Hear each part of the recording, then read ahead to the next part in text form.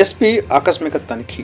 నంద్యాల జిల్లా బండి ఆత్మకూరు మండలంలోని పోలీస్ స్టేషన్ను ఎస్పీ ఆదిల్ రాజ్ సింగ్ రాణా బుధవారం నాడు ఆకస్మిక తనిఖీ నిర్వహించారు. స్టేషన్ పరిసరాలను, స్టేషన్లోని పలు రికార్డులను పరిశీలించారు. స్టేషన్ పరిధిలో శాంతి భద్రతల పరిరక్షణకు ఎలాంటి చర్యలు తీసుకుంటున్నారన్న ప్రణాళికపై ఎస్ఐ జగన్మోహన్ను అడిగి తెలుసుకున్నారు. అసాంఘిక కార్యకలాపాల నిర్వహణకు సిబ్బందికి ఉన్న నైపుణ్యం, అనుభవాన్ని పరిశీలించారు.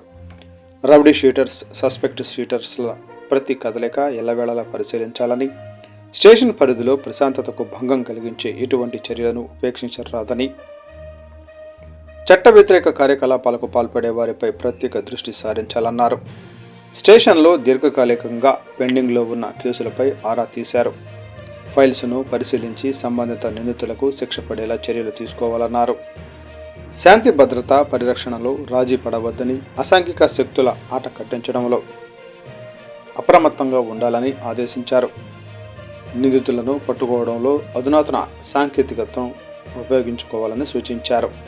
ఈ కార్యక్రమంలో సిఐ, స్టేషన్ సిబ్బంది పాల్గొన్నారు.